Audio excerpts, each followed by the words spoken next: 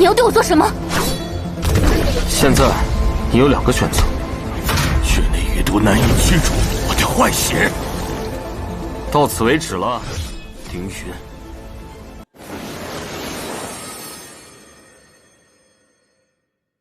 Di episode kali ini, ketika cahaya bulan turun perlahan menyelimuti tubuh Mengkeer, seluruh area pertempuran berubah seketika. Udara menjadi beku, tanah retak, dan aura suci bercampur dengan hawa racun yang keluar dari tubuhnya. Cahaya perak yang bersinar dari matanya membuat semua orang di sana mundur beberapa langkah. Itu kekuatan Dewi Bulan, gumam Cenan pelan. Dia bisa merasakan energi itu bukan hanya kekuatan biasa, melainkan warisan kuno dari zaman para dewa. Tapi di balik pancaran itu, dia juga melihat rantai hitam samar yang mengikat bagian dada Mengkeer, seolah sesuatu di dalam tubuhnya disegel dengan paksa. Pamannya Ling Yun, Ling Jisun, yang setengah berlutut karena racun, menatapnya dengan tatapan tajam. Jadi, kekuatan itu benar-benar ada. Aku tak menyangka Tanah Suci akan menurunkan titisan Dewi Bulan hanya untuk urusan dunia fana. Mengkeer terdiam, wajahnya dingin. Tanah Suci tak pernah menurunkan siapapun. Aku bukan titisan, aku hanya manusia yang dikhianati oleh bangsaku sendiri. Aura bulan semakin kuat, membentuk sayap cahaya di punggungnya. Ling Jisun memaksa berdiri. Tubuhnya mulai dipenuhi garis-garis hitam, tanda dari racun yang bereaksi dengan energi spiritualnya. Kau pikir racun itu bisa menghentikanku? Teriaknya sambil menghantam tanah. Ledakan besar pun terjadi. Getaran energi membuat seluruh lembah bergetar. Long Wu dan para naga pelindung langsung menggunakan perisai spiritual untuk melindungi Cenan dan Mengkeer. Namun saat debu menghilang, terlihat Ling Jisun sudah berubah bentuk. Tubuhnya membesar, sisik hitam muncul di seluruh tubuhnya. Transformasi harimau langit hitam, ucap Long Wu dengan wajah serius. Itu teknik pamungkas keluarga Ling, kekuatan di tingkat dewa binatang. Cenan langsung maju, menghunus pedang spiritualnya. Mengkeer, kau mundur. Energi di tubuhmu belum stabil. Namun Mengkeer justru menatapnya tajam. Jangan berpikir aku akan bersembunyi di belakangmu, Cenan. Aku tak akan membiarkan kau mati sebelum aku yang menebasnya. Mereka berdua melesat bersamaan, cahaya bulan dan aura api hitam saling bertabrakan di udara. Pertarungan itu menciptakan pusaran energi yang begitu kuat hingga pepohonan di radius ratusan meter ikut tumbang. Cenan memutar pedangnya, mengeluarkan teknik Brunnen Flame Form keempat, sedangkan Mengkeer menggunakan serangan bayangan bulan ketiga. Memusatkan cahaya di ujung jarinya. Tapi Ling Jisun masih berdiri kokoh, menahan kedua serangan itu hanya dengan satu tangan. Anak-anak, kalian pikir sudah setara denganku? Dia mendorong mereka mundur, lalu melepaskan tinju keduanya, membentuk wajah harimau raksasa dari energi hitam. Cenan tak sempat menghindar. Serangan itu menghantam dadanya, membuatnya terpental jauh dan menabrak batu besar. Darah keluar dari mulutnya. Namun, di saat yang sama, Mengkeer berteriak, "Moonlight Seal, break!" Simbol bulan purnama muncul di bawah tanah, mengurung Ling Jisun. Energi racun yang sebelumnya lemah, kini meledak dari dalam tubuhnya.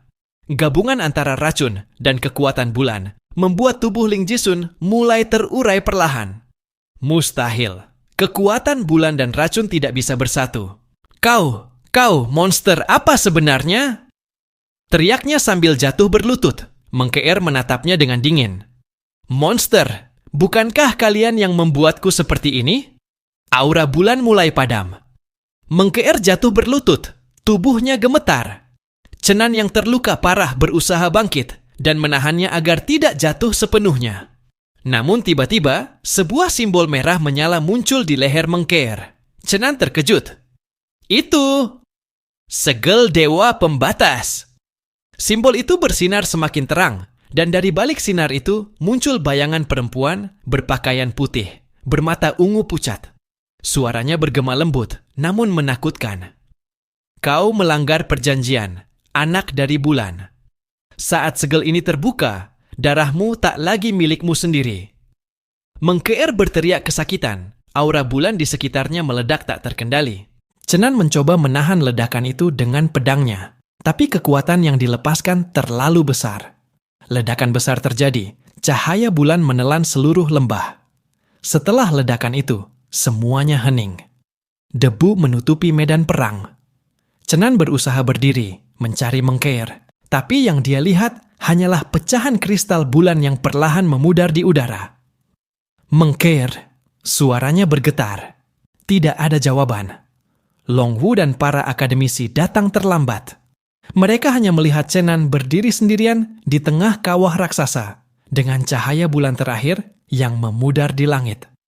Kakek Long menatap langit dan berkata pelan, "Jika segel bulan sudah aktif, maka perang antara para leluhur suci akan segera dimulai." Cahaya bulan terakhir memudar, meninggalkan kehampaan yang menyelimuti seluruh lembah. Cenan berdiri di tengah kawah yang terbentuk dari ledakan itu. Tubuhnya penuh luka, napasnya tersengal, tapi matanya tetap menatap langit malam yang kini gelap tanpa bintang. Hanya debu, sisa energi spiritual, dan pecahan cahaya perak yang perlahan lenyap di udara. Mengkeer! Suaranya pelan, namun mengandung perasaan yang sulit dijelaskan.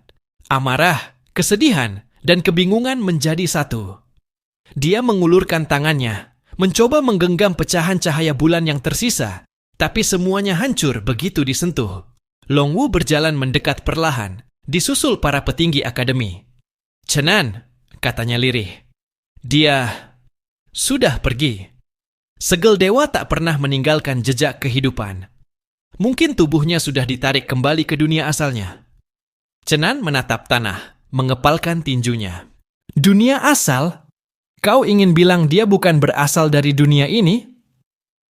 Longwu tidak menjawab, hanya menatap jauh ke arah timur, tempat di mana bulan seharusnya terbit.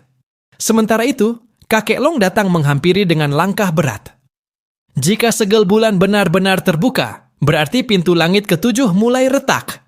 Dewi bulan yang disegel di dunia para dewa mungkin akan terbangun. Dan jika itu terjadi, seluruh alam fana akan ikut terlibat dalam perang leluhur." Cenan terdiam lama. Pikirannya berputar cepat. Jika Mengkeer benar-benar bagian dari Dewi Bulan, itu berarti selama ini dia menanggung beban yang jauh lebih berat daripada yang pernah ia bayangkan. Bukan hanya sekadar rekan atau sekutu. Dia adalah kunci dari keseimbangan antara dua dunia. Namun sebelum ia sempat berpikir lebih jauh, langit mendadak bergetar. Sebuah retakan cahaya membelah cakrawala, memancarkan warna ungu keperakan. Longwu segera berteriak, "Itu bukan fenomena alam biasa. Itu pintu gerbang antar dunia." Cahaya itu membentuk pusaran besar. Dari dalamnya, keluar beberapa sosok berjubah perak, membawa lambang bulan di dada mereka. Mereka turun tanpa suara, namun tekanan spiritual dari mereka cukup untuk membuat seluruh akademisi berlutut. Salah satu dari mereka menatap langsung ke arah Cenan. "Kau yang bernama Cenan, manusia yang memegang darah Brunon, benar?" Suaranya datar, tapi dingin seperti es. Cenan mengangkat wajahnya perlahan. "Siapa kalian?" "Pelayan abadi dari Dewi Bulan," jawabnya tenang.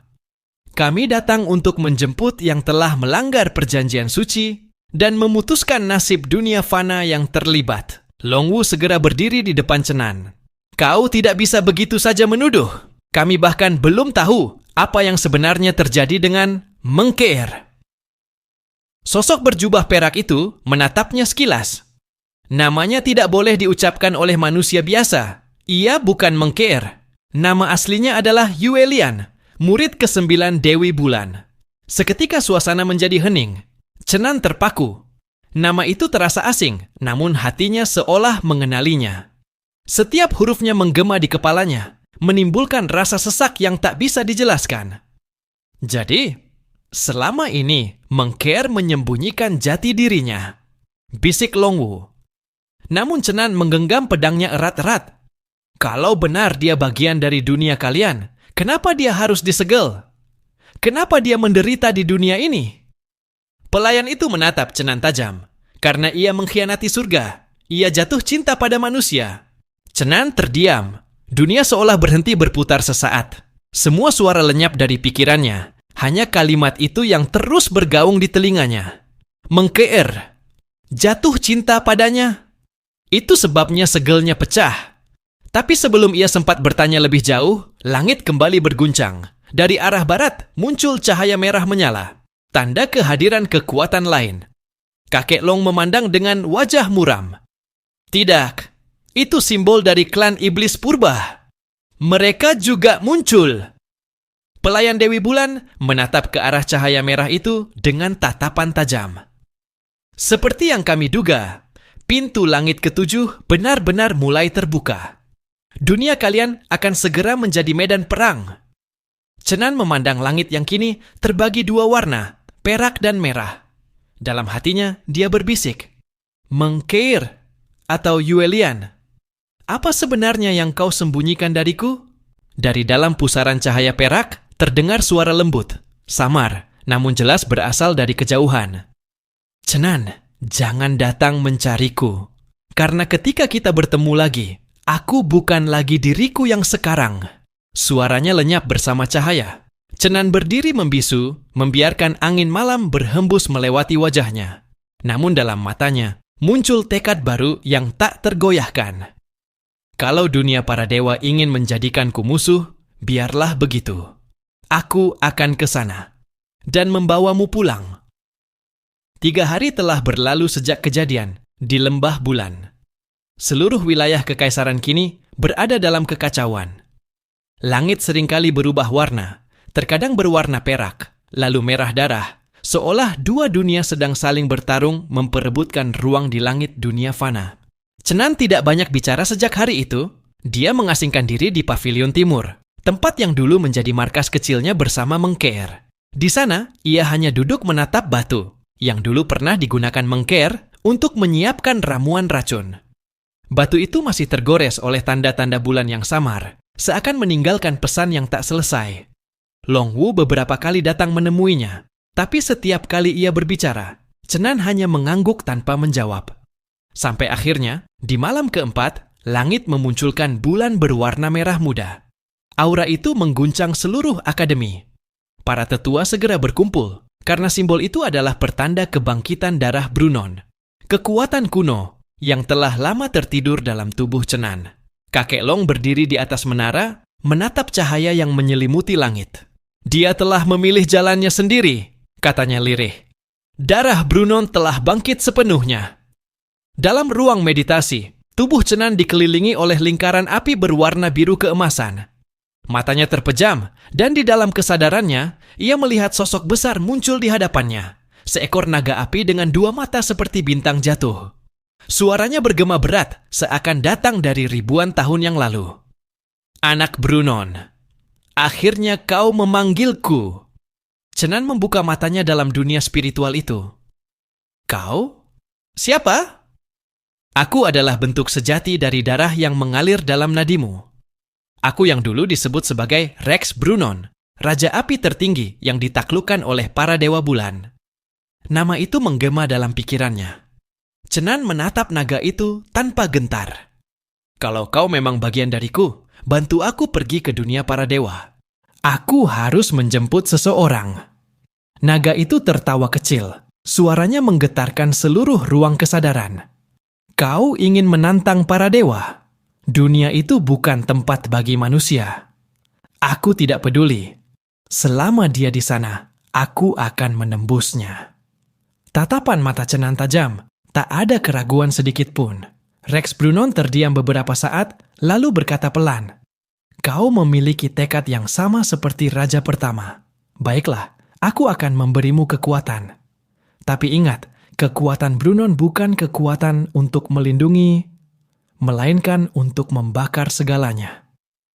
Cahaya api biru keemasan meledak dari tubuh Cenan. Di dunia nyata, para tetua yang berjaga di luar ruangan terpaksa mundur karena tekanan spiritual yang muncul begitu dahsyat.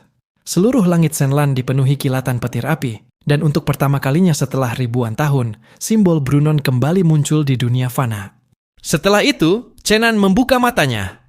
Iris matanya kini memantulkan warna api kebiruan. Dia berdiri perlahan, tubuhnya masih dipenuhi luka, tapi auranya terasa jauh lebih kokoh dari sebelumnya. Dari luar ruangan, Longwu masuk dengan wajah terkejut.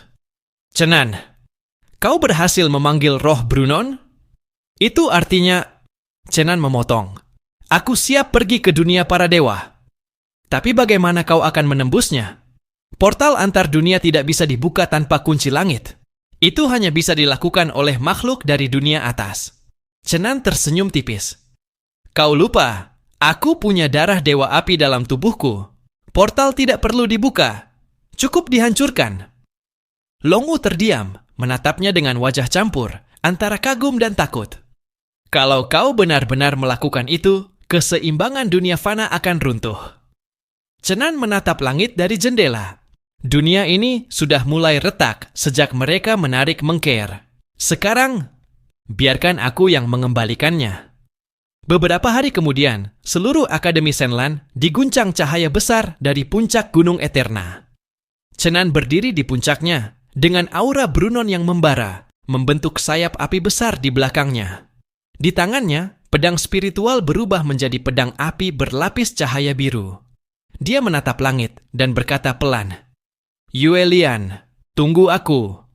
Lalu, dengan satu tebasan, dia menghantam udara di atasnya. Retakan besar muncul di langit, menciptakan jalur berputar menuju dunia para dewa. Suara gemuruh mengguncang seluruh benua. Longwu dan para tetua hanya bisa melihat dari jauh, mengetahui bahwa tak ada lagi yang bisa menghentikannya. Chenan melangkah masuk ke dalam cahaya itu, dan tubuhnya perlahan menghilang. Dunia fana bergetar keras, seolah menyadari kepergian salah satu penyeimbangnya. Di sisi lain, jauh di dunia para dewa, di istana bulan yang menjulang di antara awan perak, Yue Lian membuka matanya. Tatapannya dingin, tapi setetes air mata jatuh tanpa ia sadari. "Chenan, kenapa kau selalu keras kepala?" Bisiknya lirih. Namun di belakangnya, sosok perempuan bermata ungu pucat muncul. "Waktumu hampir habis, Yue Lian. Jika dia menembus langit, maka nasib dunia akan berubah untuk selamanya." Yue Lian menatap ke arah bulan. Suaranya pelan namun mantap. "Kalau begitu, biarkan dunia berubah. Asalkan dia datang." Begitu tubuh Chenan menembus retakan langit, cahaya menyilaukan menyambutnya.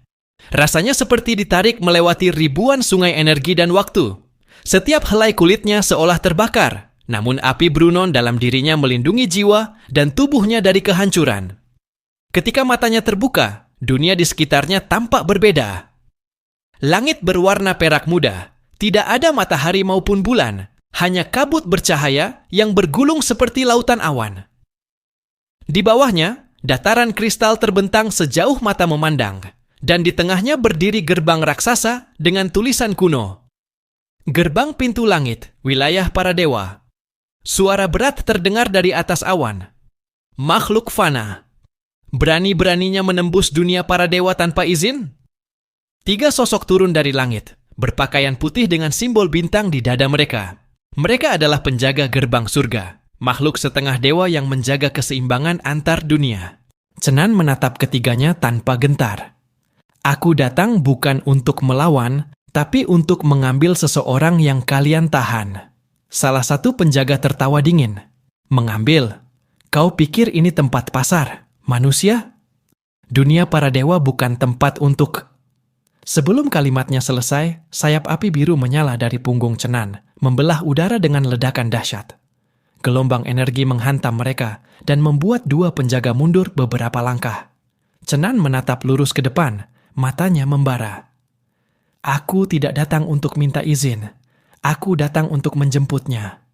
Penjaga yang berada di tengah mengangkat tombak suci, auranya menyatu dengan langit. "Kalau begitu, aku akan menghapus keberadaanmu dari dunia ini." Seketika langit bergemuruh, petir perak menyambar dari segala arah. Chenan mengangkat tangannya, dan simbol Brunon menyala di dadanya. Api biru keemasan berputar membentuk lingkaran pelindung, membakar petir yang menyambar. Dalam sekejap, ia bergerak, menebas udara, dan membelah tombak suci itu menjadi 2. Ledakan besar mengguncang langit. Awan perak terbelah, menampakkan istana raksasa di kejauhan. Itulah Istana Yue, tempat di mana para dewi bulan bersemayam, dan disitulah Mengkeer berada. Cenan menatap ke arah istana itu dengan tatapan penuh tekad.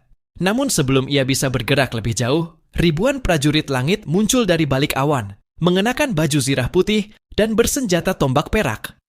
Suara dentuman langkah mereka menggema, menandakan bahwa seluruh dunia para dewa kini menyadari kehadirannya. Salah satu suara yang berwibawa menggema dari kejauhan. Cenan Brunon, kau melanggar hukum surgawi. Demi menjaga keseimbangan, kau harus dihapus dari keberadaan. Sosok itu muncul perlahan, Dewa Agung Langit Timur, salah satu dari 4 penguasa dunia dewa. Tubuhnya memancarkan cahaya seperti kristal, suaranya berat namun dingin. Namun Cenan hanya mengangkat pedangnya, menatap tanpa takut.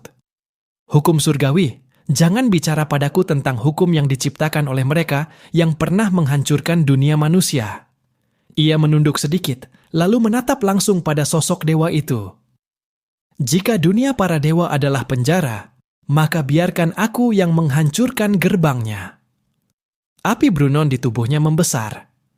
Suara naga kuno terdengar dari langit. Rex Brunon bangkit di dalam dirinya. Langit bergetar, dan simbol naga api muncul membentuk lingkaran di sekitar tubuh Cenan.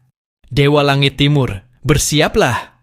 Karena mulai hari ini, neraka akan naik ke langit. Pertempuran pun pecah. Ledakan energi begitu kuat hingga menghancurkan awan perak, menciptakan celah besar di langit para dewa. Cenan melesat seperti petir api, menembus pasukan surgawi satu persatu. Setiap ayunan pedangnya meninggalkan jejak api yang menelan tubuh para penjaga. Namun di tengah pertempuran itu, dari kejauhan, seseorang berdiri di balkon istana Yue, Yuelian. Matanya bergetar melihat sosok yang selama ini ia rindukan benar-benar datang. Ia menggenggam kalung kecil di dadanya, kalung yang pernah diberikan Cenan di dunia fana. Dia benar-benar datang. Bisiknya, air mata jatuh perlahan. Namun, sosok lain berdiri di belakangnya. Dewi Bulan Agung, mengenakan jubah perak dengan mata dingin seperti cahaya malam. Yuelian, katanya dengan suara lembut namun tajam. Kau tahu konsekuensi dari rasa cinta terhadap makhluk fana. Apakah kau masih akan melindunginya? Yuelian menatap Dewi Bulan tanpa ragu. Dia datang menembus langit